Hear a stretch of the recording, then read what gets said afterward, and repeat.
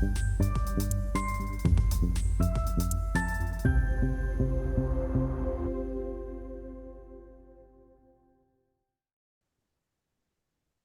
right. Hi, hello, good morning, everyone. Good afternoon and good evening to all those joining us today from different parts of the world for the session Mapping Community Practices for Locally Led Adaptation, launch of the book Bridging Knowledge Cultures. I'm Nikita Rakhiani, Lead Youth Engagement at Priya, and I'll be your moderator for the day. Before we dive into the main event, I would quickly like to take you through some housekeeping rules. Please keep yourselves muted if it's not your turn to speak. This event is being recorded. It will be uploaded at VOA, where the Gobeshona conference is being broadcasted. And also, we'll share it on UNESCO Chair's YouTube channel. We hope that we have your permission. The audience is requested to submit their questions in the Q&A or chat box, which you see at the bottom of your screens. We will address them during the session towards the end. Now, on to the main event. I would quickly introduce you to what is happening today and why are we here, and then we'll invite our presenters. Today, we're here for the international book launch of Bridging Knowledge Cultures, Rebalancing Power in the Co-Construction of Knowledge. This book is the culmination of extensive research led by the UNESCO Chair in Community-Based Research and Social Responsibility in Higher Education in collaboration with the Knowledge for Change Consortium.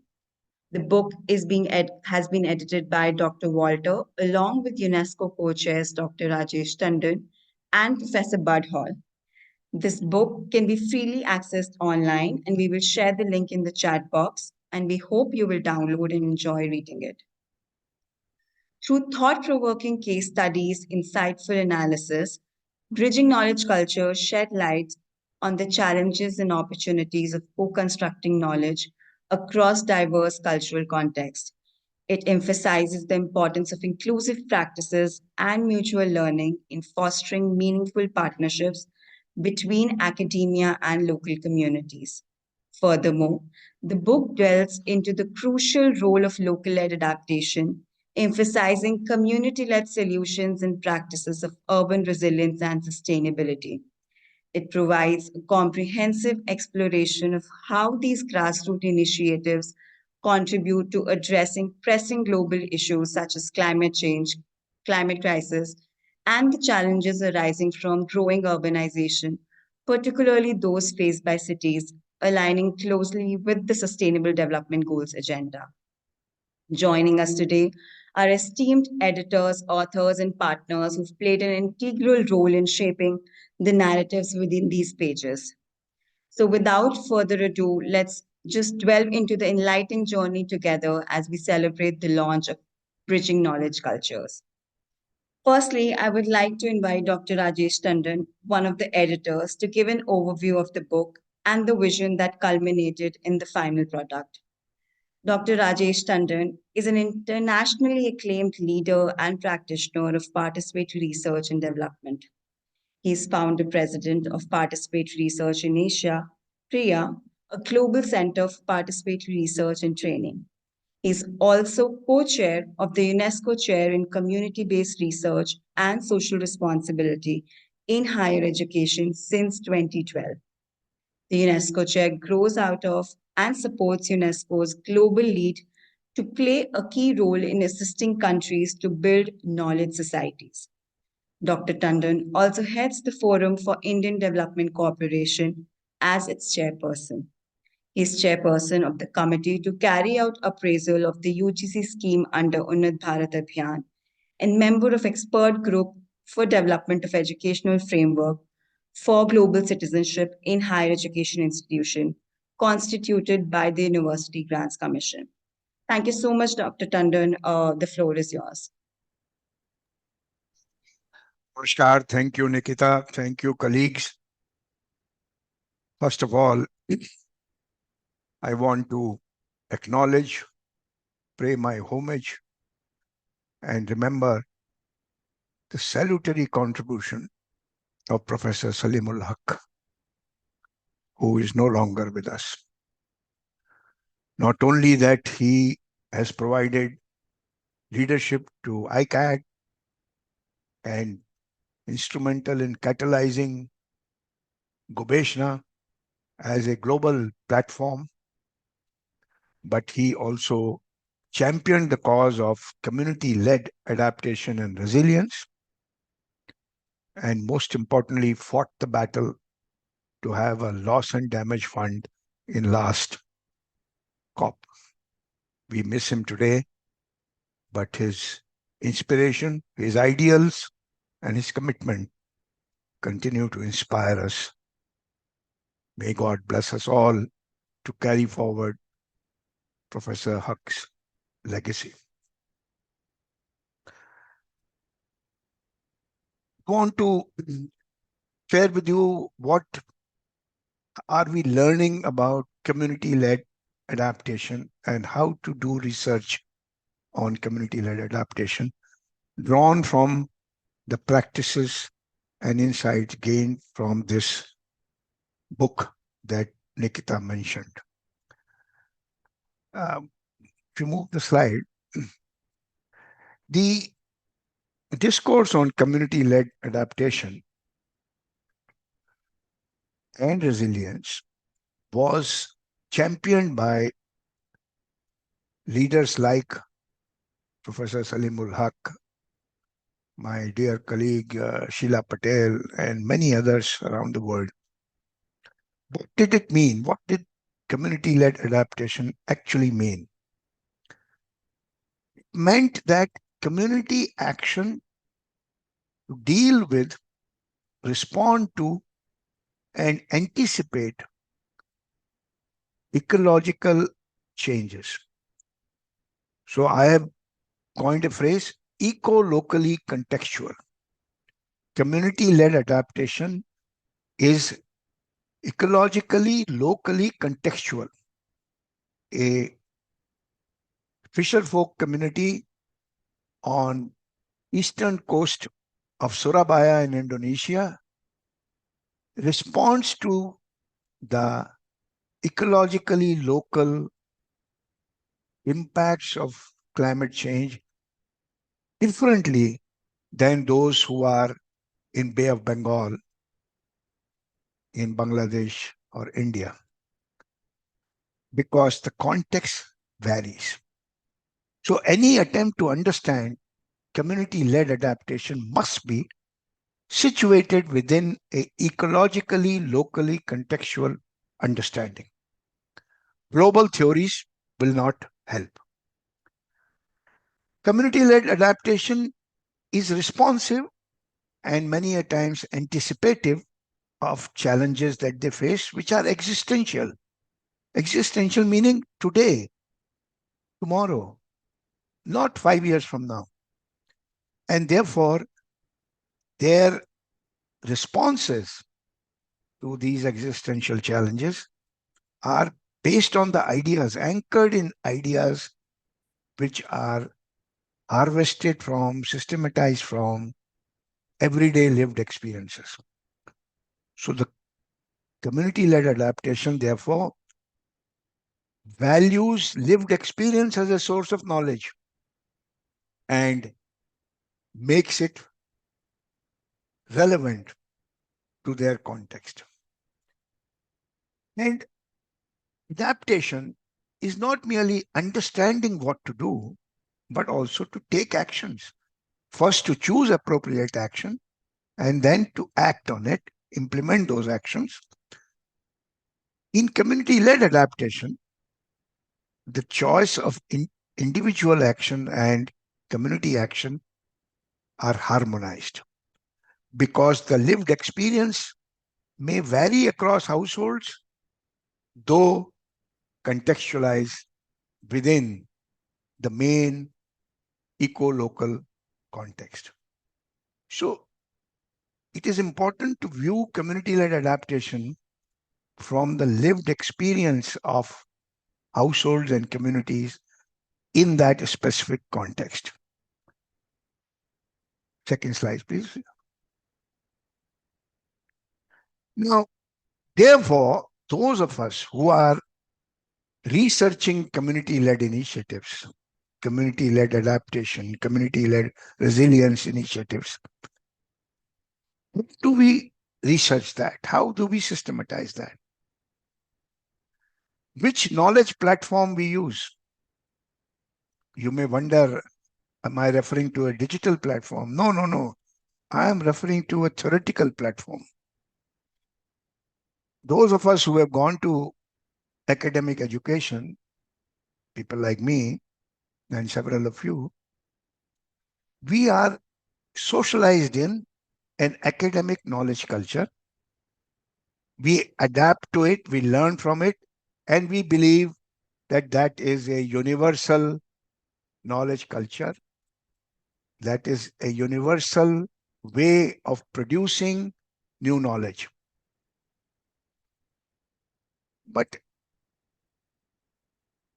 community knowledge culture is very different from academic knowledge culture because knowledge is also produced through the everyday lived experience of communities. That knowledge that community produces, its procedures, etc., are different. So, if we are trying to systematize community led adaptation initiatives with an academic knowledge platform, we will not capture the essence of it.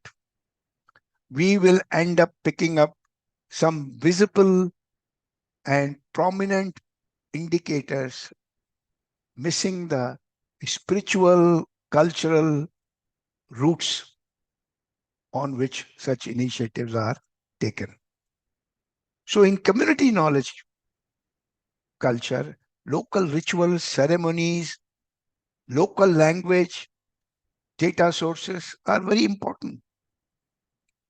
And academic trained researchers need to be sensitized to this if they want to research community led adaptation initiatives.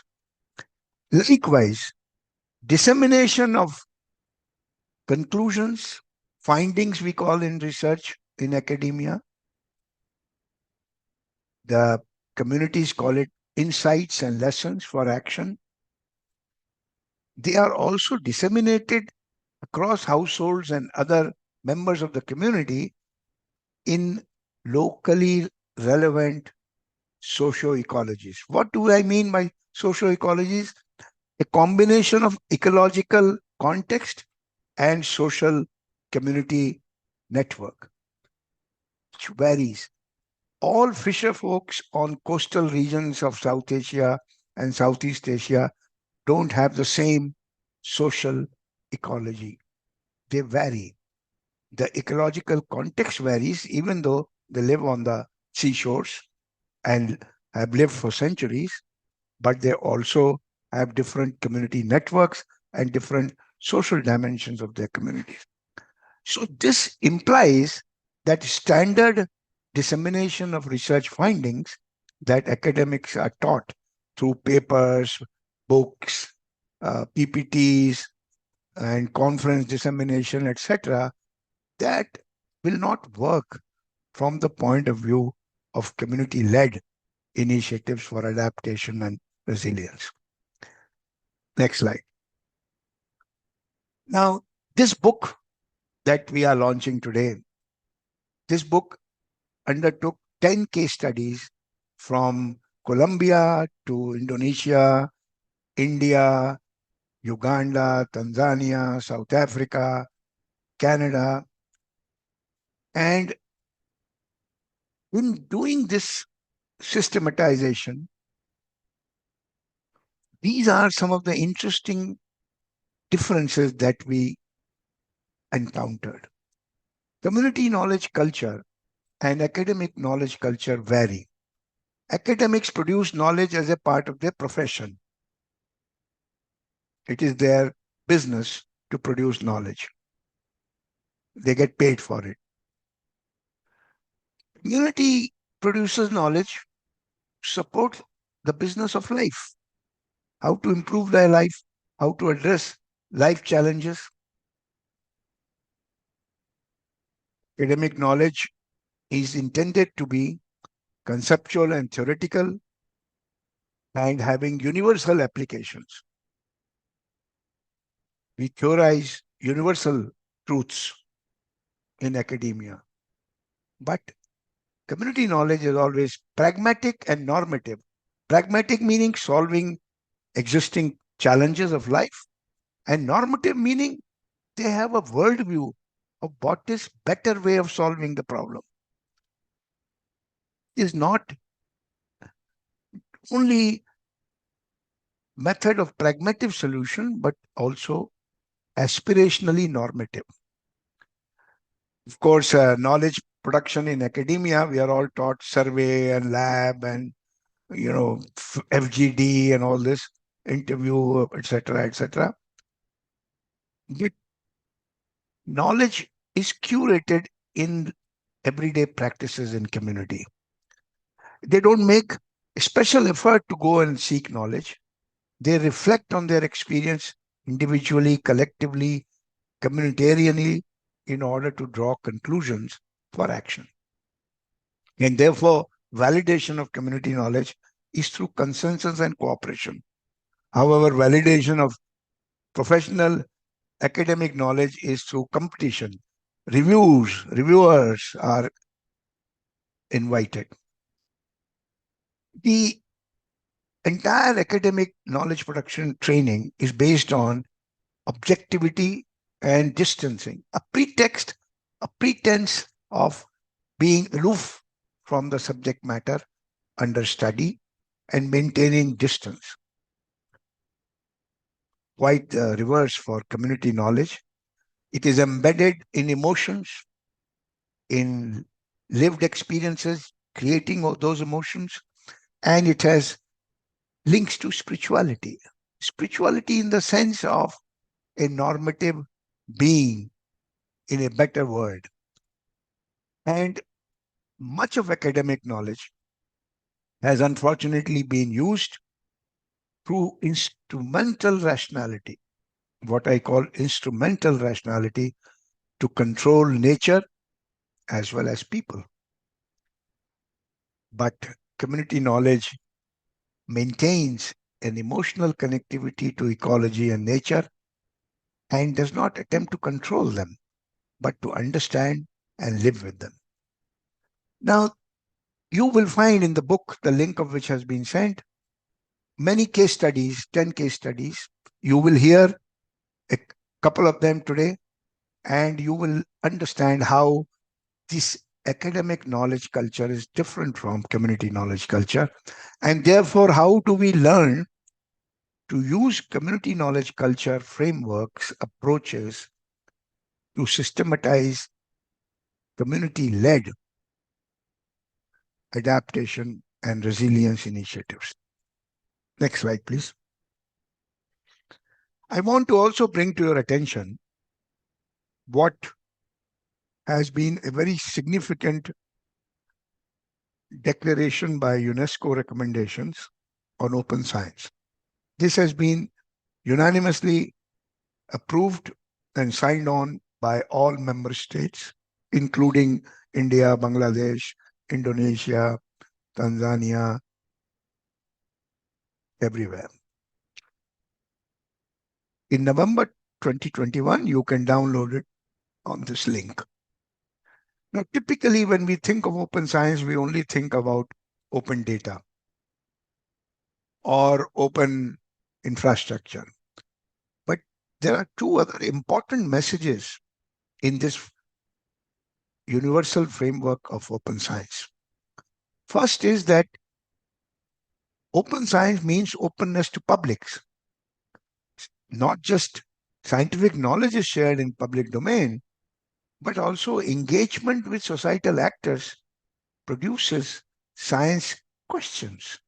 What the science should do can also emerge through engagement of societal actors. And then the open science framework, which all our governments have signed up to, are recommending open dialogue with other knowledge systems. That means open science framework acknowledges other forms of knowledge other ways of knowing. So it's open to multiple epistemologies, meaning multiple ways of knowing, and it's open to lived experiences of communities, and it's open to indigenous ways of knowing. And indigenous ways of knowing in all our societies, there are indigenous communities, and their indigenous knowledge is distinctively different from the way academic knowledge is understood, produced, disseminated, and validated. So, when we work on promoting community knowledge culture as a approach to knowing, learning, and disseminating community-led adaptations, then this UNESCO recommendation will be very handy with our academic leaders, research institute directors, and national policymakers. So those of you who are interested in influencing your own institutional leadership, show them this slide and give them this reading material and say, we are party to this. Let's practice it in our institution. Next one, please. So, what does the book tell you? This is what the book looks like: Bridging Knowledge Culture, open access, free downloadable. Press the button, in less than 2 minutes, you'll have the whole book, all the case studies, and all the writings. Bridging knowledge cultures. We need community knowledge culture, but we also need academic knowledge culture. So it's not that they are either or. Going forward, if we want to promote community-led adaptation and resilience, if we want to address ecological crises and climate impacts in our societies, we have to find a way of bridging community knowledge with academic knowledge. Community-based participatory research methodology provides a respectful way of co-construction of knowledge between community knowledge and academic knowledge. However, it is important to build and practice ethical protocols in undertaking co-construction. When academics partner with communities, who owns the knowledge? Co-ownership of knowledge. Who is entitled to control its use? And who can share the benefits derived from it? You must be all aware that in many places, indigenous knowledge, community knowledge about health, about livelihood, about water is being systematized, documented, but local communities don't get any say in the matter, how it is disseminated, who maintains its authorship or ownership, and who shares in the benefits.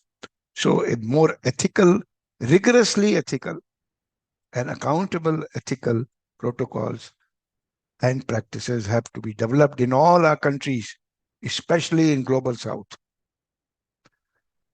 So bridging requires also an acknowledgement and understanding that academic research and knowledge institutions are relatively more powerful vis-a-vis communities. When academics go to communities to systematize their community-led initiatives, they must acknowledge that they represent a more powerful institution, powerful in terms of resources, prestige, and capacities. So they need to find ways in which they rebalance those relationships, because if relationships of trust have to be built over a longer period of time between academics and communities, then rebalancing of the power has to be encouraged, enabled, and individual researchers and their teams must understand this before they move towards co-construction. A major recommendation arising out of this study is that those research funders who are increasingly promoting co-construction of knowledge, increasingly recommending that community knowledge and academic knowledge is harmonized, integrated to produce sustainable solutions, those research funders must also pay attention to investing in community knowledge infrastructures, because community knowledge work remains under-resourced, underfunded. And if they have to partner with academics in identifying and designing solutions which help communities adapt in a resilient manner to climate impacts, then they need also resources and capacities. And this is one of the recommendations towards rebalancing relations of power as well. I want to stop here and thank you all for your attention. The next slide will give you all the links, and the organizers can share it with all those who join. This is a popular version of the same book. We are always committed to produce in local languages popular lessons arising out of studies. So the previous cover, that orange cover you saw, that is the book written in an academic manner, though open access and free.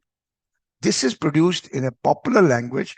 It is being translated in different languages around the world, but it is designed to be a practitioner's guide. So please download it, free, translate it in your languages, and disseminate in your network. Thank you very much. Thank you, Nikita. Thank you very much, Dr. Tandon, for sharing this overview and giving us this perspective of looking at the world with different lens while we're working with communities, higher education institutions, and other formal institutions. Thank you very much. Now, I would like to invite our authors and community partners who've contributed to this book and made it a success. The first case study is Understanding Community Waste Management Through Service Learning from India. The presenter for this case study is a community partner of Manipal University, Jaipur, who is an academic partner, Ms. Rachna Sharma. Ms. Sharma serves as the program coordinator at Mahila Housing Trust in Jaipur, Rajasthan. With a strong background in participatory governance, project management, and community engagement, Rachna brings valuable expertise to her role. Rachna ji, the floor is yours. I will quickly share your presentation. Yeah. Thank you, Nikita. Thank you so much.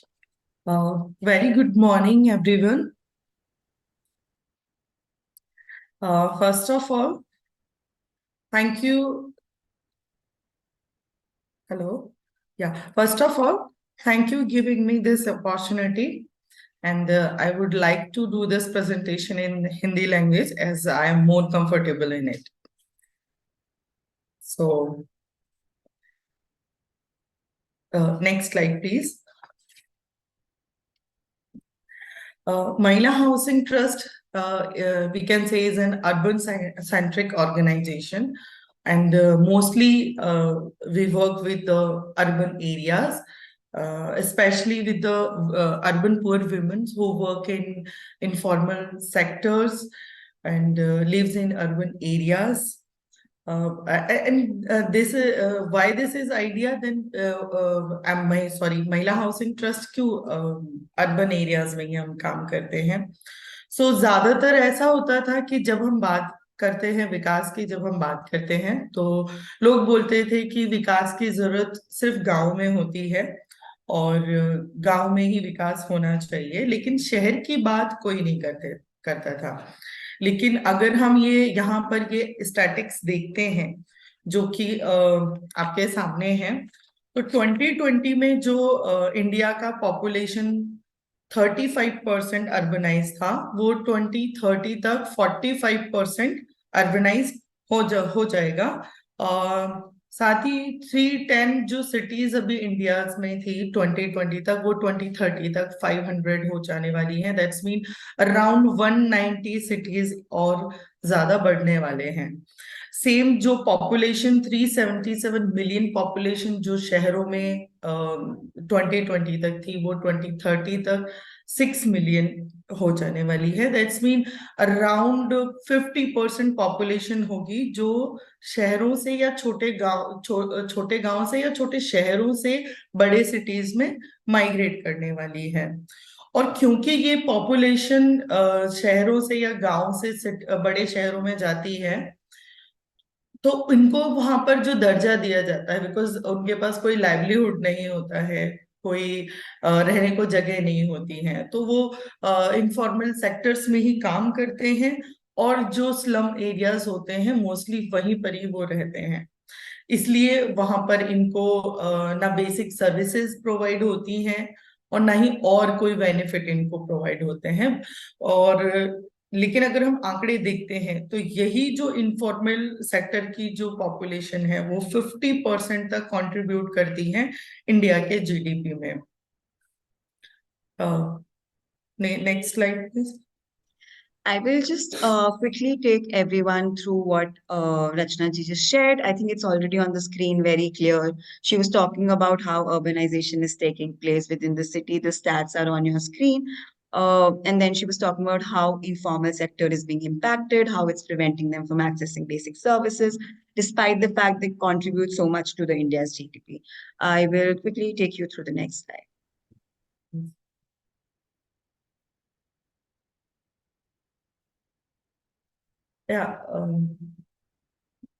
या तो जब हम महिला housing trust के theory of change की बात करते हैं, तो हमारा जो 3 साल 30 का जो एक्सपीरियंस है उसके बेस पर हमें लगता है कि अगर महिलाओं की क्षमता को बढ़ाया जाए, उन्हें जो रिक्विजिट नॉलेज है, जो टेक्नोलॉजी है और जो स्किल्स है वो अगर उनको प्रोवाइड करवाई जाए, तो वो इतने सक्षम होते हैं कि वो अपनी प्रॉब्लम्स को खुद समझ सकते हैं, आइडेंटिफाई कर सकते हैं, और वो रीजन ढूंढ सकते हैं कि क्यों वो प्रॉब्लम है और उसका समाधान कैसे लाया जाए।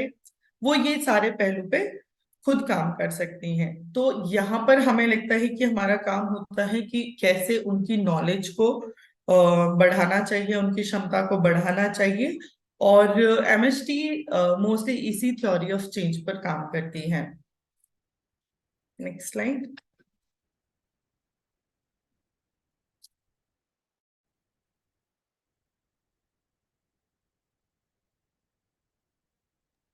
ओके, सो क्या हम बात करते हैं हमारी अप्रोच की, कि किस तरीके से हम फील्ड में हम काम करते हैं। तो यहाँ पर सबसे जरूरी चीज जो होती है वो होती है building relationship with the community, because if community do not trust you, they would not support you. So developing relation with the community ये बहुत ही इंपॉर्टेंट रोल प्ले करता है। जब आप ग्राउंड में जाते हैं तो आप उनका सपोर्ट कैसे ले सकते हैं, कैसे उनका जो सहभागिता है वो आपके प्रोजेक्ट में या उनके काम में आपको मिल सकती है। तो सबसे ज्यादा जरूरी होता है एक रिलेशन बिल्ड करना कम्युनिटी के साथ में, सो दैट वो आप पे ट्रस्ट कर सकें, आपको सपोर्ट कर सकें। और बहुत सारी अलग अलग जो अवेयरनेस एक्टिविटीज हैं, जैसे अवेयरनेस कैंपेन्स हैं, मीटिंग्स हैं, small focus discussion, group discussion है, उनके द्वारा हम ये एक ट्रस्ट बिल्ड करते हैं कम्युनिटी के साथ में। और फिर उसके बाद एक कम्युनिटी एंड ऑर्गेनाइजेशन के बीच में ट्रस्ट बिल्ड होता है, एंड देन उनको लगता है कि ये ऑर्गेनाइजेशन हमारे लिए काम कर सकती है। फिर उसके बाद डिफरेंट डिफरेंट जो भी स्कीम्स होती हैं, जो भी गवर्नमेंट की स्कीम्स होती हैं, उनको किस तरीके से गवर्नमेंट कम्युनिटी तक पहुंचाया जाए उसके लिए हम काम करते हैं।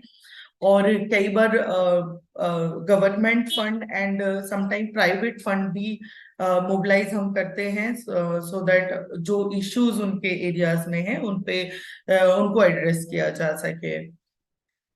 एंड ऑल्सो हम ये भी करते हैं कि अगर कोई प्रैक्टिस, कोई नॉलेज हमने कम्युनिटी से किसी एक एरिया से अगर हमें मिली है और वो काफी अच्छी भी है, तो उसको हम दूसरे वाले एरिया में भी इम्प्लीमेंट करने की कोशिश करते हैं, जो हमारी नॉलेज से, हमारी लर्निंग से जो निकल कर आता है।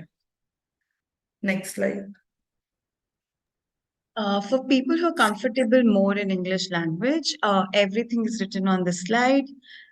Rachna ji was just sharing about Mahila Housing Trust work, the approach that they use, the principles that they follow, working along with the community and giving them importance, uh, considering them as equal partners, what she's talking about here, but everything is written on the screen. So if you're comfortable in English language, please take time while she's speaking to go through what's written on the slide.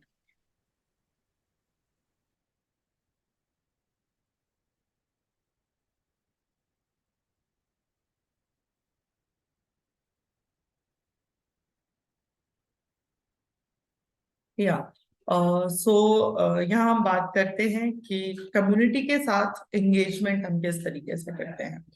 तो जैसे कि मैंने previous बताया, एक बार जब community के साथ में रिलेशन बिल्ड हो जाता है, उसके बाद में हम सीबीओ फॉर्म करते हैं, जिसमें कम्युनिटी के हर घर से एक महिला की सहभागिता के साथ ये सीबीओ फॉर्म किया जाता है। तो मान लीजिए अगर 250 हाउस होल्ड हैं, तो हर एक घर से एक महिला का पार्टिसिपेशन इसमें रहता है। तो 250 महिलाओं का एक कम्युनिटी बेस्ड ऑर्गेनाइजेशन हम यहाँ पे फॉर्म करते हैं, और उनको अलग अलग ट्रेनिंग्स प्रोवाइड करते हैं टू एम्पावर देम। सो उसके बाद में उनको 15 से 20 महीनों का एक कम्युनिटी एक्शन ग्रुप चुनने को कहा जाता है, जो सीबीओ के जो मेंबर्स हैं वो अपने आप में से ही उनको चुनते हैं। और जो भी बहनें होती हैं जो एक्टिव होती हैं एंड बहुत अच्छे से कम्युनिटी के इश्यूज को समझती हैं और उस पर काम करना चाहती हैं, उनको वो लोग खुद से चुनते हैं और एक कम्युनिटी एक्शन ग्रुप वो फॉर्म करते हैं। और इन्हीं कम्युनिटी एक्शन ग्रुप द्वारा चुने गए जो सीएजी हैं, जो उन 15 से 20 जो बहनें लीडर हैं, वो हर एक स्लम में जब बन जाते हैं, उसके बाद एक वार्ड लेवल पर और सिटी लेवल पर उनका जो वो काम करना चाहती हैं, तो उसके लिए उनको लिया जाता है, ताकि वो कम्युनिटी और सरकार को साथ में काम करने के लिए एक प्लेटफॉर्म हम उनको एक प्रोवाइड कर सकें, जो जो कि शहर लेवल पर। क्योंकि अगर ये ऐसे अगर छोटे छोटे इंस्टीट्यूशंस अगर हम नहीं बिल्ड करेंगे, तो गवर्नमेंट को और कम्युनिटी को कहीं पर भी कोई ऐसा प्लेटफॉर्म अवेलेबल नहीं होता है जहां पर वो साथ बैठकर बात कर सकते हैं, अपने प्रॉब्लम्स को डिस्कस कर सकते हैं और उसके लिए सॉल्यूशंस फाइंड आउट कर सकते हैं। तो हमें लगता है ये बहुत जरूरी भी होता है कि ऐसे प्लेटफॉर्म्स होना, और जो कि ऐसे लेवल पर इन इंस्टीट्यूशन को क्रिएट करना इसलिए भी जरूरी है क्योंकि ये आइडिया हमारा जो 74th अमेंडमेंट है इंडियन कॉन्स्टिट्यूशन में, उसके साथ भी ये आइडिया हमारा अलाइन करता है। तो ये इस तरीके से हम ये वार्ड लेवल और सिटी लेवल पे उनका ये प्लेटफॉर्म क्रिएट करते हैं। निकिता जी। Yes, also before moving on to the next slide, you can take your time to go through it. But in this slide, Ms. Rachna was mentioning how they work with communities, how they empower them and form them into community-based organization and create spaces for them to actually have conversations with local governance institutions. This structure is sort of, there's a gap between citizens engaging with local level governance institutions or individuals. So this is the way and this is the process that Mahila Housing Trust follows to do that, so that citizens also contribute, come together with these governance institutions to have conversations. But yes, it's all written on your screen. You can have a look at it. And now I'll move on to the next slide. बहुत सारे examples हैं community के साथ में काम करने के, but यहाँ पर मैं एक एग्जाम्पल वेस्ट मैनेजमेंट कैसे कम्युनिटी खुद से करती है, तो वो मैं शेयर करना चाहूंगी। तो मोस्ट ऑफ, क्योंकि जैसे पॉपुलेशन माइग्रेट करती है तो उनके पास रहने को जगह नहीं होती है, तो वो मोस्टली सिटीज के पेरिफर एरियाज में वो लोग रहने लगते हैं। और वहां पे इश्यूज जो सबसे ज्यादा निकल के आएंगे वो मोस्टली ऐसे आते हैं कि क्योंकि वो पेरिफर एरियाज में है तो म्युनिसिपैलिटी को भी बहुत प्रॉब्लम होती है कि सर्विस वहां तक प्रोवाइड करवाने के लिए। तो इसके लिए कैसे सॉल्यूशंस ढूंढे जाएं, तो यहाँ पर कम्युनिटी एक्शन ग्रुप खुद से अपने इश्यूज पे बात करते हैं। और यहाँ पर मैं एग्जांपल देना चाह रही हूँ, सराय बावड़ी एक स्लम है जयपुर में। तो वो क्योंकि पेरिफर एरिया में ही है, तो उनको जो एक बहुत ज्यादा समस्या आती थी वो आती थी कि गार्बेज कलेक्शन नहीं हो पा रहा है। तो उसके लिए उन्होंने एरिया मीटिंग किया, और एरिया मीटिंग के छोटे छोटे ग्रुप्स में भी डिस्कशन किए बहनों ने। और ये प्रॉब्लम आई कि जो गार्बेज कलेक्शन का व्हीकल है वो उन तक नहीं पहुंच पाता है, और उन लोगों को वो गार्बेज इधर उधर ही डालना पड़ता है, जिसकी वजह से बहुत ज्यादा गंदगी भी होती है। और गंदगी के साथ ही वहां पे बीमारियां भी बहुत ज्यादा हो रही हैं। तो ये मुद्दे पे उन्होंने खुद से डिस्कशन किया। तो उन्होंने फिर जो सोल्यूशन निकाला था, जो कि उनसे खुद से ही आया था उनकी मीटिंग के थ्रू, कि कैसे हम अ, कचरे का निस्तारण खुद से कर सकते हैं। कचरे को अलग अलग रखना है, ये चीज वो जानते थे कि सूखा कचरा और गीला कचरा किस तरीके से अलग किया जाता है। तो गीले कचरे के लिए उन्होंने जो सलूशन हमें बताया कि हम गीले कचरे का उपयोग ऐसे कर सकते हैं कि इसका हम खाद बना सकते हैं, लेकिन वो प्रोसेस बहुत बड़ा होता है। तो पुराने टाइम में हमारे जो बड़े लोग हमें बताते थे और करते थे, हम वो करना चाहते हैं। देन उनकी बात सुनने के बाद उसको हमने पायलट किया, जिसमें उन्होंने खुद ने ही हमें बताया था कि किस तरीके से करना है। 4 से 4.5 फीट का एक गड्ढा उन्होंने डिग किया। और उस गड्ढे में उन्होंने सबसे पहले उन्होंने कहा कि डायरेक्ट मिट्टी में नहीं वो डाल सकते हैं, तो कुछ सूखी पत्तियां उसमें लगानी है। एंड उसमें फिर जो भी वेस्ट निकलता है घर में से, स्पेशली जो खाना होता है और वेजिटेबल पील्स होते हैं, फ्रूट्स होते हैं, ऐसी जो चीजें होती हैं वो उसमें वो डाल सकते हैं, लेकिन उसको उन्हें ढकना था। तो मोटे एक पत्थर से की मदद से उसको ढक के भी रखते थे, क्योंकि उससे दो चीजें होती थी, एक तो बच्चों का भी डर नहीं रहता था और दूसरे जानवर भी उस गड्ढे में नहीं जाते थे। तो जब ये गड्ढा पूरा भर जाता है तो वापस से उस पर सूखी लीव्स उन्होंने डाली, एंड मिट्टी से उसको कवर कर दिया था। ये एक्टिविटी उन्होंने करी थी अराउंड मार्च के स्टार्टिंग में उन्होंने करी थी। तो मई तक में वो गड्ढा उनका जब बंद हो गया था, तो 2 महीने के अंदर अंदर वो रेडी हो गया था। तब उन्होंने हमसे ये डिमांड करी थी कि इसमें हमें प्लांटेशन हमें करना है। तो वो प्लांट के लिए भी गवर्नमेंट से उन्होंने वो प्लांट वहां से लिए, एंड देन उसमें प्लांटेशन किए। और बहुत ही अच्छा उसका रिजल्ट हमें भी देखने को मिला। और फिर हमने उसको बहुत बड़े लेवल पे उसी स्लम में किया, एंड अराउंड 200 ऐसे गड्ढे और तैयार किए गए थे, फिर उसमें पौधे लगाए गए थे। यहाँ पर ये देखने वाली चीज है कि कैसे कम्युनिटी ने खुद से एक सोल्यूशन उन्होंने निकाला था। क्योंकि हमें हमें भी ये लगता है कि आप खुद प्रॉब्लम उनको फाइंड आउट करके दें एंड सोल्यूशन दें तो वो सस्टेनेबल नहीं होता है। लेकिन अगर वही प्रॉब्लम भी अगर कम्युनिटी खुद फाइंड आउट करती है एंड सोल्यूशन भी वो अगर खुद से देती है, आपको सिर्फ कुछ टूल्स प्रोवाइड करने होते हैं उनको, जिससे कि वो अपने प्रॉब्लम्स को आइडेंटिफाई कर ले एंड उस पर काम करने के लिए थोड़ा इनकरेज वो हो जाए। तो ये वाला जो बेस्ट एग्जाम्पल है, क्योंकि इसके बाद हमने 200 वहां पे प्लांट लगाए थे, और इसमें दो प्रॉब्लम्स का सोल्यूशन एक साथ हुआ था वही स्लम में। क्योंकि जो एरिया है वो थोड़ा रॉकी है, तो वहां पर प्लांट्स की वैसे बहुत कमी है, वहां प्लांट नहीं होते हैं ज्यादातर। और दूसरा उनको जो हीट स्ट्रेस वाला जो इश्यूज था वो भी वहां पे उनको आता था कि हमारे यहाँ पर गर्मी बहुत ज्यादा होती है। क्यों? क्योंकि एक तो रॉकी एरिया है और पेड़ पौधे बहुत कम हैं, ना के बराबर हैं। तो ये दोनों प्रॉब्लम का सोल्यूशन इस एक चीज से हुआ, इस एक एक्टिविटी से हुआ कि उनके जो वेट वेस्ट था उसका उन्होंने निस्तारण भी किया और वहां पर प्लांट भी बहुत अच्छे से ग्रो करने लगे थे। और अभी भी वहां पर प्लांट हैं और वो काफी बड़े भी हो गए हैं। तो कम्युनिटी के पास खुद के पास अपने सॉल्यूशंस होते हैं। बस हमें जरूरत होती है उनको थोड़ा सा पुश करने की कि वो किस तरीके से उसको आगे लाके काम कर सकते हैं उसको। Okay, next Nikita.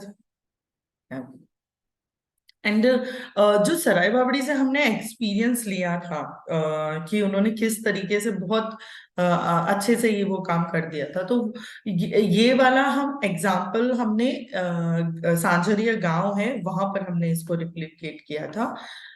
तो वहां पे कम्युनिटी से बात करी, उनसे उनको बताया कि किस तरीके से ये एक एक्टिविटी एक कम्युनिटी ने करी है। तो अगर वो लोग भी करना चाहें तो ऑफ कोर्स उनसे भी वो निकल कर आया था कि वहां पर भी ऐसी कुछ जगह होती हैं जहां पर पौधे जनरली ग्रो नहीं कर पाते हैं। और एंड क्योंकि वो गांव है सांझरिया, तो वेस्ट का तो बहुत ज्यादा प्रॉब्लम रहता ही है, क्योंकि वहां पर कलेक्शन भी नहीं होती है, गार्बेज कलेक्शन वगैरह नहीं होता है।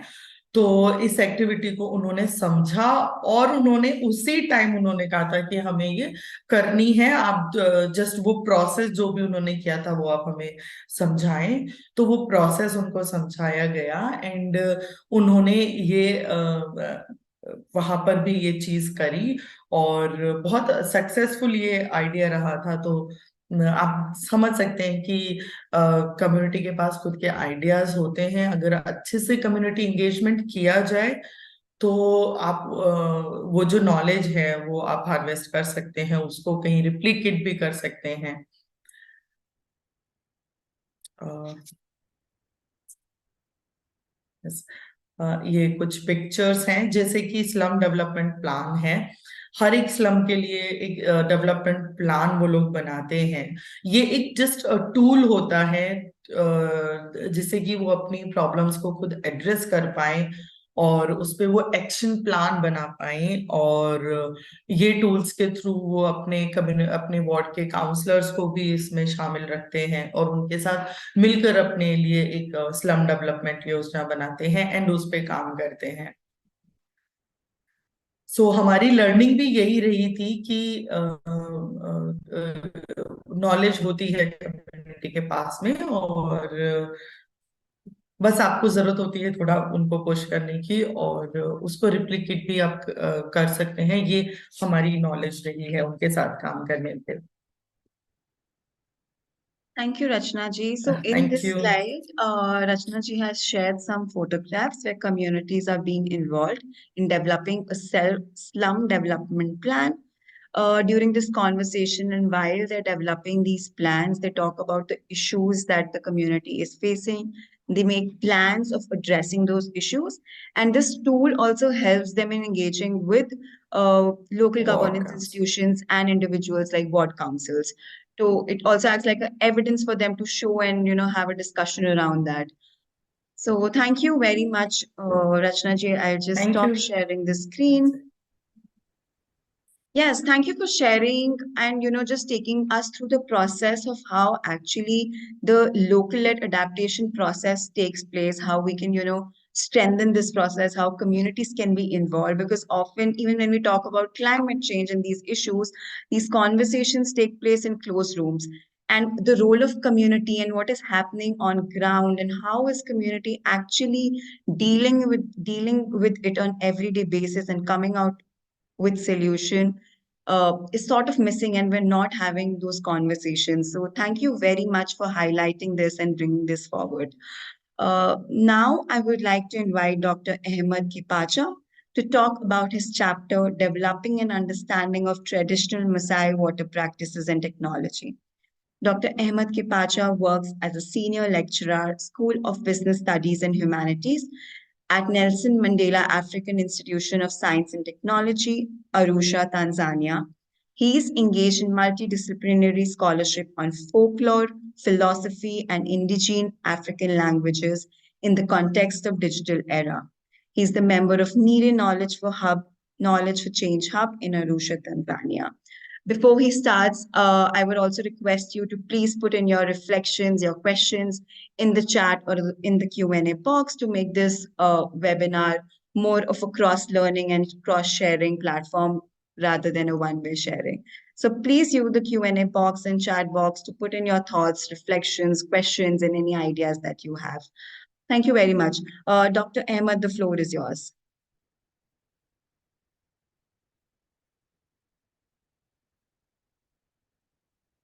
Dr. Ahmed, you're on mute.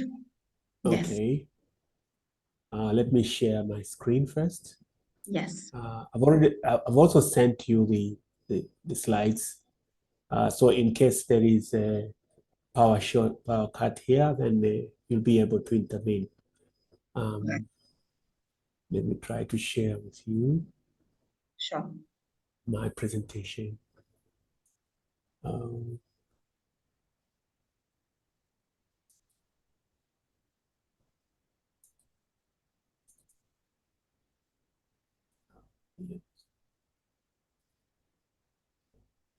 I'm sorry, it taking time because I'm using two computers now.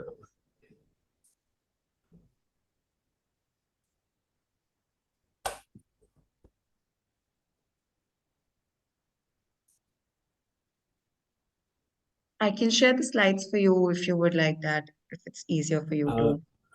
Okay, that would also be fine. Sure. You can stop your screen from sharing and I'll quickly. Okay. I can stop that one. Okay.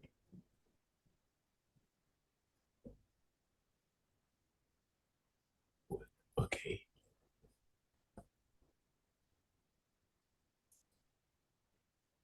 Okay, thank you very much. Is that okay now, everyone? It's perfect, yes. Okay. I'm a member of Arusha Nyerere Hub with several members, Dr. Mamezi, Haikal Martin, and others. We had a chance to be part of the worldwide K4C change, and we all had to learn about the participatory community participatory message through Professor Tandon and Professor Hall and others, and we are very happy to be here again to showcase what we have learned from them, but also what we have learned from the community. Our task was to look at developing an understanding of traditional Maasai water practices and technologies. Therefore, we are actually community members of the villages of Maasai villages nearby our place, nearby our institutions. And we went there as experts, but we also came back as learners as well. Therefore, this is the result of our cooperation, our co-education, our communication, and also learning from each other. Because we had experts here, especially at this university, in terms of the Maasai, water practices and technologies, but we had no ideas about how do they actually view water's practice and technology from their side. So we went there with humble needs to know about them and also to value their knowledge. So next slide, please. Next slide.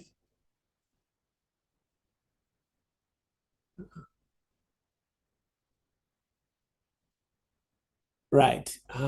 Therefore, the project we had was, just next, the previous one, please. The previous one, please.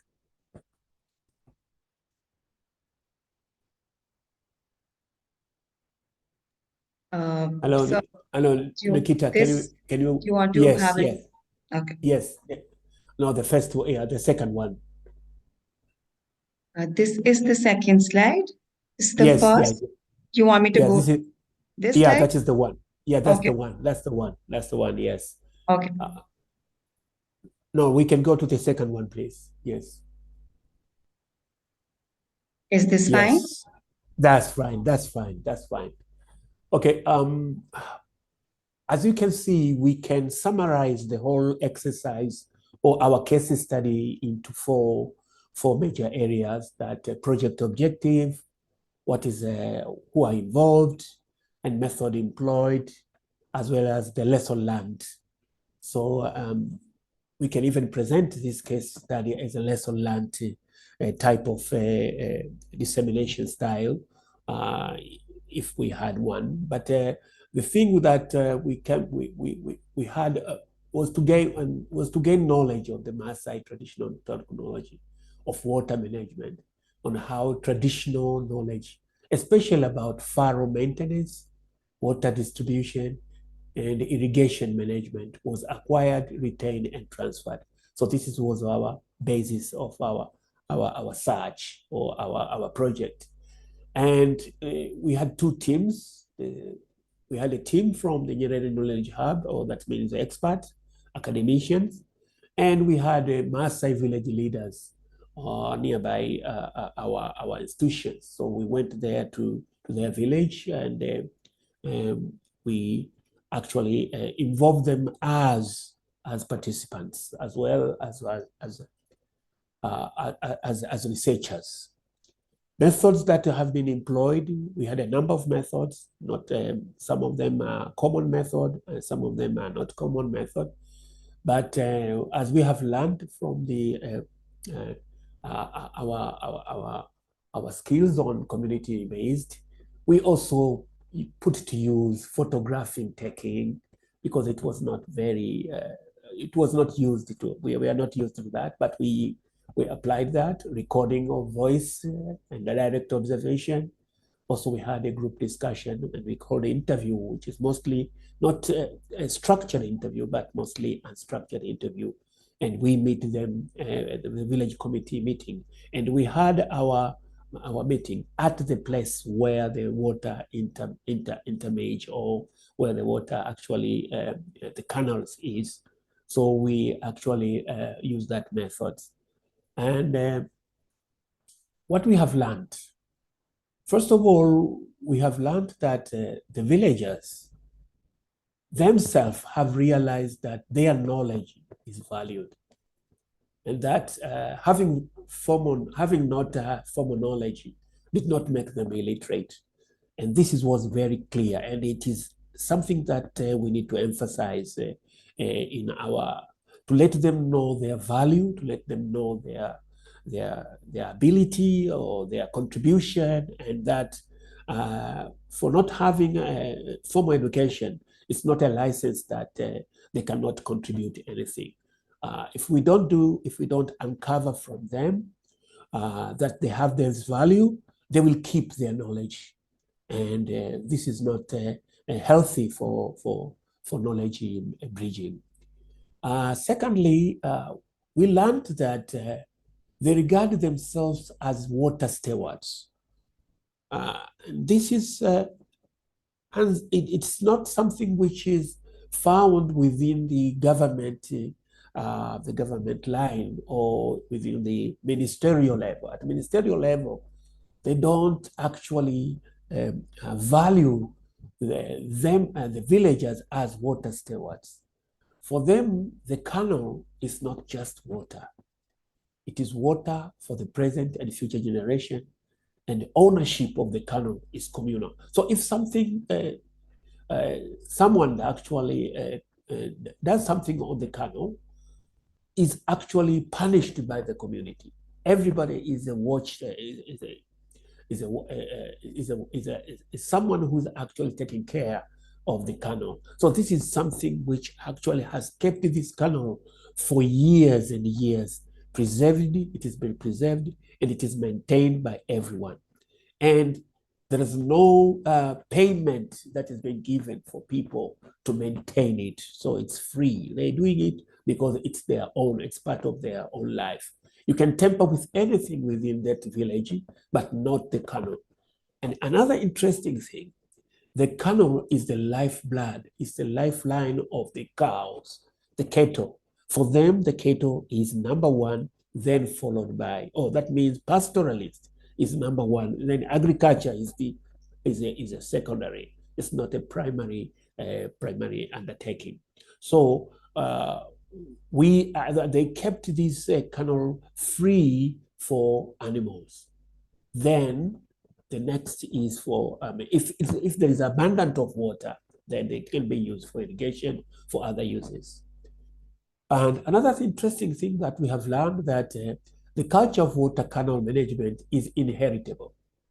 It is passed on from one generation to another because of they are lucky because they are confined themselves within a clan or within ethnic-based group. Or therefore, the community, majority of members of the community are Maasai. It doesn't mean that there's no other ethnic group. There are other ethnic groups, but Maasai are overriding or they are taking a large share of, even in democracy, if you are voting, because they are a good number, then obviously they are going to be able to be the leaders of the canal.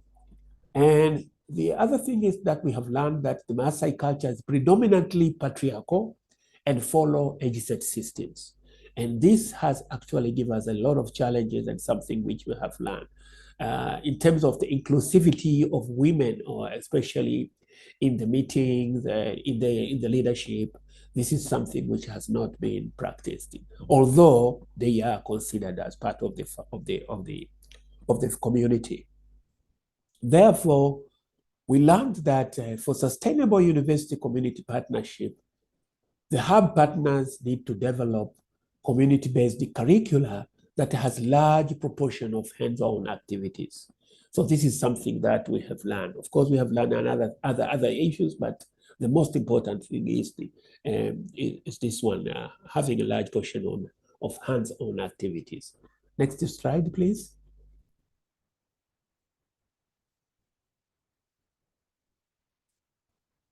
Next slide. Okay. Maasai, sorry. Yeah. So when we compare Maasai knowledges versus hub knowledge, let's go back. No, previous slide, please. Yes. When we compare Maasai knowledge versus... So you want me to go to the third slide? To the next slide. This is the third slide. Okay, next. Yeah, that's the one. When we compare Maasai knowledge versus our knowledge system, we found that in Maasai traditional setting, knowledge is handed down over generations through storytelling and hands-on practice in which the younger generation learn from their elders. While in the hub setting, knowledge is generated through scientific research, validated by reviewers, shared through print media, video, picture, policy brief, etc., etc., etc. However, by working together, methods such as storytelling, elder youth engagement, practical skill impartation, whole village meeting, and communal leadership used by Maasai community to generate, validate, and transmit knowledge can be tapped by the hub members. We can utilize this. How are we going to utilize this? This is a challenge that we have. It's very practical. It's something that has value to the community themselves. So in order to make it meaningful, then we had to impact this skill, practical skills. Okay, next slide.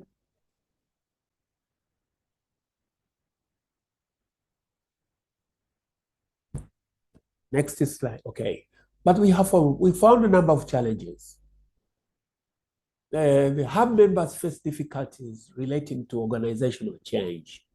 The Maasai, although traditional pastoralists, have managed to acquire and apply skills in agriculture and water management and transition into pastoral agricultural livelihood strategies. By working together, community knowledge on how to transition into a different business model may be beneficial to the hub members who are accustomed to the NGO, SEO, and the university culture. We are, as an expert, we need to be less rigid to change. We need to learn to transition and operate in a way that is compatible for mutual understanding and enrich community engagement. Next.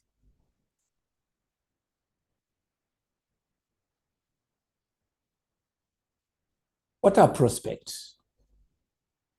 We believe that the Maasai age set system and its rigid structure will change as a result of community, SO, NGO, university engagement. This is our humble belief. We also believe that expert knowledge will need to gradually change to merge community knowledge. The same will happen in the Maasai community and their power inequities. So through our synergies or through our cooperation, we are going to learn from each other slowly, but it won't be abruptly. It will be slowly and through a number of meetings, etc., etc. So each of us need to see benefits. If the community doesn't see the benefits of our communication or our engagement, they won't be able to take us, to value us or to take us serious. And this is something that we have learned. So the prospect is through our engagement, through our continual engagement, the trust can be made between the two communities, and we need to forge the win-win situation from them and also from us. Finally, okay, next slide. Next slide, yes. What are takeaways? The Maasai community can acquire knowledge from higher institution learning and CSO to positively complement their traditional practice, such as skill-based practices, learning by doing, and intergenerational handing down of knowledge. We are not supposed to get rid of this. This is supposed to be improved. This is supposed to be engaged, or the practice that they are being taken now, skill-based practice, learning by doing, and the intergenerational handing down of knowledge should be continued and should be improved. HLE as well, like an institution and NGOs and SEO can as well acquire from the Maasai knowledge culture. This is not only limited to water management practices and technology, but also to the learning environment, mode of teaching, value system, and knowledge democracy. So we have used water management as just one case of a case study. We can move further to look at other practices and apply what we have learned here from this engagement. So this is what actually we have learned from our case study. Thank you very much for listening. Thank you, Dr. Kipacha, for sharing your experiences and the work that you've been doing with the communities, with the community partners. Before we move on to the next segment, we have a question. And if anyone, Dr. Rajesh Tandon, Rachna ji, or Dr. Kipacha would like to answer. So we have a question which says that I would like to understand from both case study panelists about the most pertinent challenges they faced in communicating with academic partners or communities. So Rachna ji, we have a question if you're here. Okay, Dr. Ahmed, so the question is that it's in the chat box if you can read.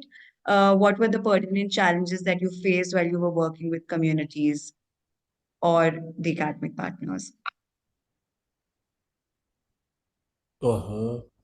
But the most pertinent challenge we face in communicating with the academic partner community, respectively. Okay, thank you very much for this interesting question. The most pertinent challenge we faced is understanding culture.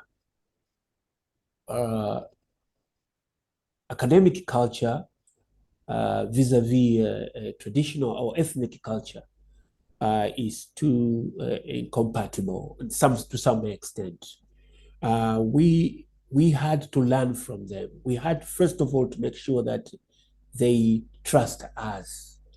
So they need to forge culture barriers, understanding, trust, respect, and also being what is called not only respect, but being patient to each other is something which we have learned from our contact with them. Once they trust you, once they believe on that they can benefit from what they have, because they treat us as newcomers. We are not part of their community. They believe that they are self-sufficient in terms of what they are doing, that they have a path. So anybody who wants to interfere into that path must link their engagement to their already path which they have inherited for many generations. So that is actually what we found out. Thank you very much. Rachna ji, do you have anything to share? Yes. जो सबसे ज्यादा challenges हमें feel हुआ कि community के साथ जो था वो सबसे पहले आता है ट्रस्ट, बिकॉज अगर ट्रस्ट नहीं होता है कम्युनिटी के साथ में, अगर कम्युनिटी के साथ में ट्रस्ट नहीं बिल्ड होता है, देन कम्युनिटी आपके साथ में कोई अपना नॉलेज भी शेयर वो नहीं करना चाहते हैं। एंड नॉलेज शेयर बहुत दूर की बात है, वो जस्ट ये दे फील कि अगर हम लोग वहां आ रहे हैं तो शायद उनसे कुछ लेने के लिए, ना कि कोई नॉलेज शेयर करने के लिए या फिर कुछ अच्छा काम उनके साथ करने के लिए। तो सबसे पहले जो इशू आता है वो आता है ट्रस्ट। सो इसीलिए बहुत जरूरी होता है कि कम्युनिटी एंगेजमेंट में कि आप रिलेशन बिल्ड करें उनके साथ में। उसके लिए आपको टाइम भी वहां पे लगता है। एंड सेम जो एकेडमिक पार्टनर्स के साथ होता है, उनके साथ जो इश्यूज आता है वो आता है टाइम को लेकर के, कि टाइम कंस्ट्रेंट मेन रीजन होता है कि बिकॉज सी जब आप कम्युनिटी के साथ काम करने जा रहे हैं या उनके साथ बात करने जा रहे हैं, तो ऐसा नहीं होता है कि आप जस्ट अपने टाइम के अकॉर्डिंग सब चीजें प्लान कर ले। आपको उनके साथ में अगर काम करना है तो उनके जो भी डेली रूटीन्स हैं या वो है, तो उसके साथ में ही आपको एडजस्ट करके चलना होता है। एंड एकेडमिक पार्टनर्स के पास टाइम का बहुत प्रॉब्लम होता है कि जस्ट हम जाएं एंड देन सब अवेलेबल हो एंड वो हो। तो ये चीज दोनों तरफ से मुझे आ रही थी, एक तरफ ट्रस्ट को लेकर है, दूसरी तरफ टाइम को लेकर मुझे आई थी। Thank you, Rachna ji, for putting forward this very important point of how a lot of the academic institutions just go to the community based on what is feasible to them. उनके लिए क्या convenient है, when they can go and just get the information. So that element of working with community also requires you to understand those communities and respecting those communities is very important. Thank you very much. Now we are moving on to the final segment of this session. I would like to invite Dr. Pragya Chaube, the Indian coordinator to the UNESCO Chair in Community-Based Research and Social Responsibility in Higher Education, to share her thoughts and reflections on the 2 case studies that have been shared so far. Thank you. Thank you so much, Nikita, for inviting me to the floor. Is my video visible? It's not.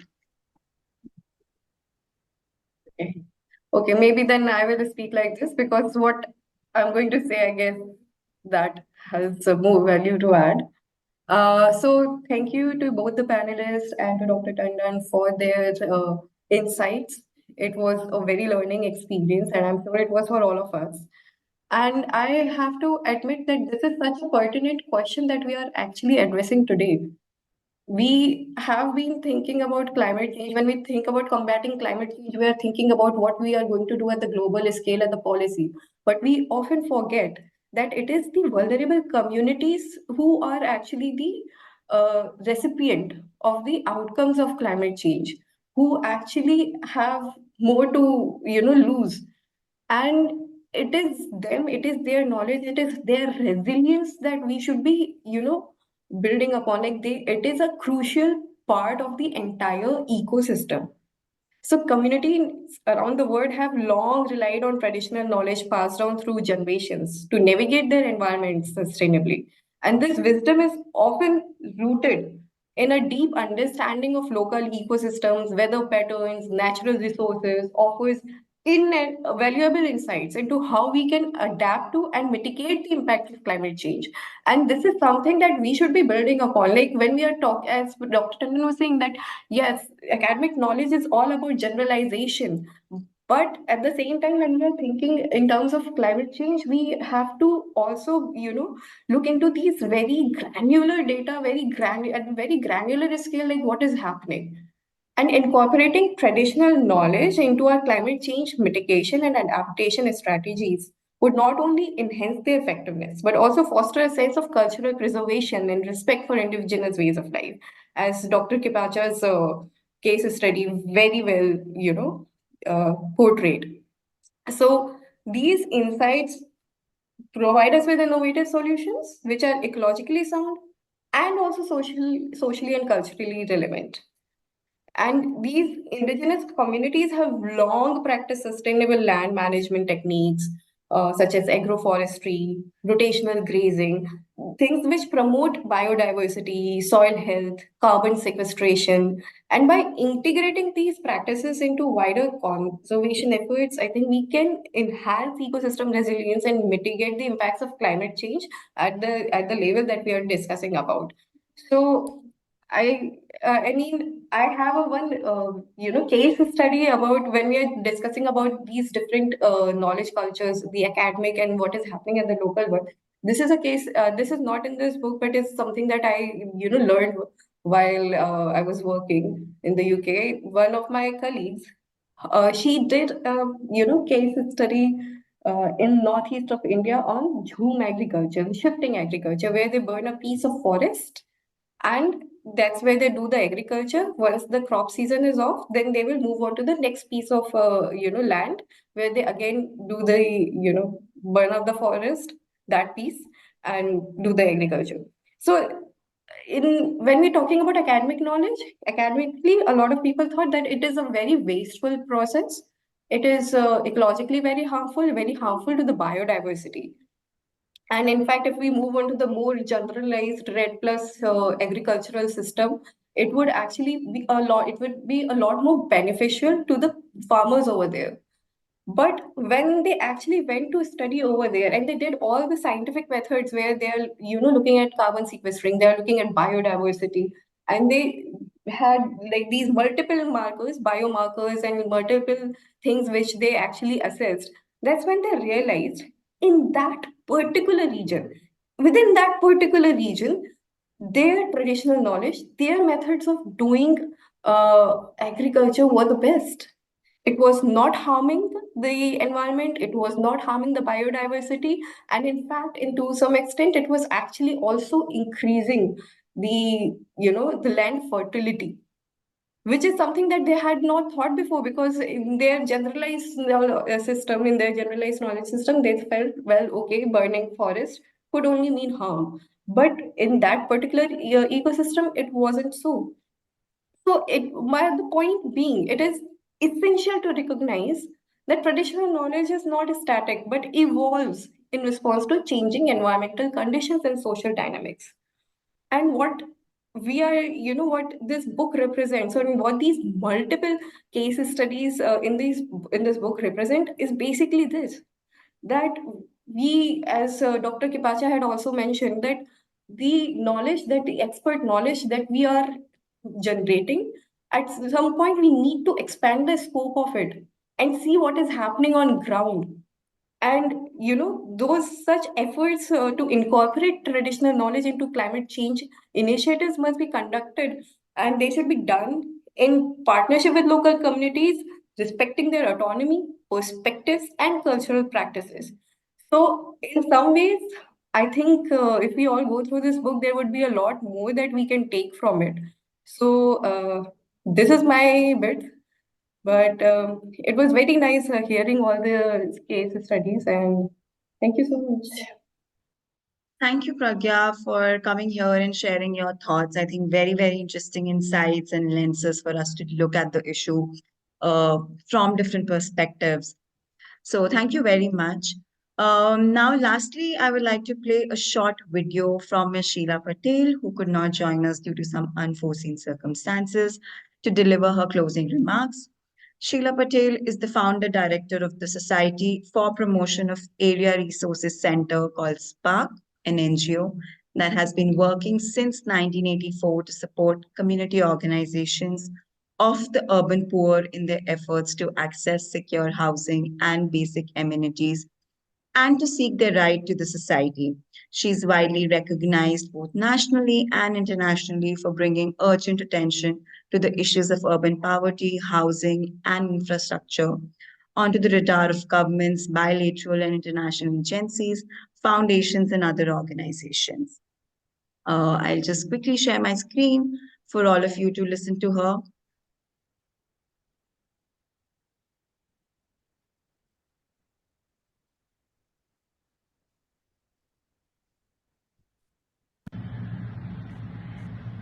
The work of Dr. Rajesh Tandon, both as the head of PRIA and the champion of participatory research, and the role that he plays as UNESCO chair, both have deepened, validated, and produced new energies for the advocacy of producing knowledge that is everybody's right, and that through participatory research, it is possible for people who face challenges, who face vulnerabilities, and who feel invisible to bring together their knowledge, their culture, their local realities together and make representation that both challenges the way in which the world views them, but it also becomes the way to produce solutions that work for them.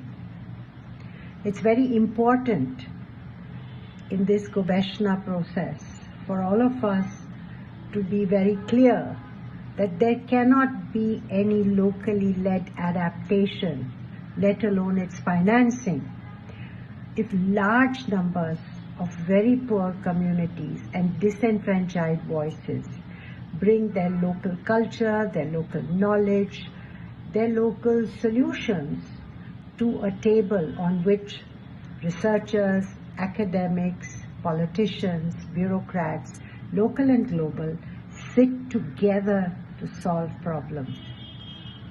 It's time we acknowledged that large numbers of people are living completely ignored by institutional arrangements.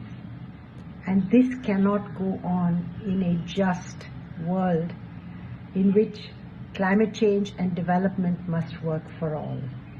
So it's very important that we not treat participatory research as something that is only to be done by communities for themselves.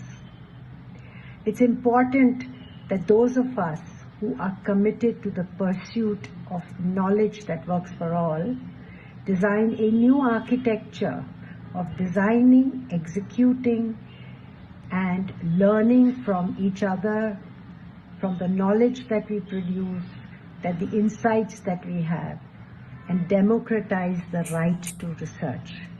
So thank you so much, Rajesh, for your inspiration and your pursuit of engaging everybody globally and in South Asia on the issue of democratizing the right to research.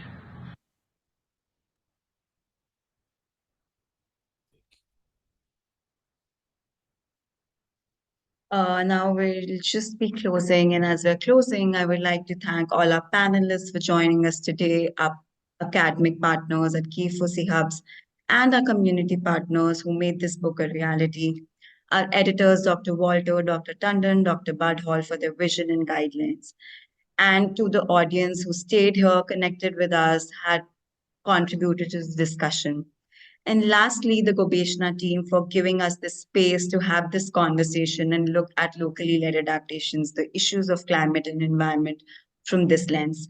I hope you will download the book from the open access and enjoy reading it. We've shared the link and the PDF in the chat box. If it's unaccessible, you can simply write on Google Bridging Knowledge Cultures and get access to it.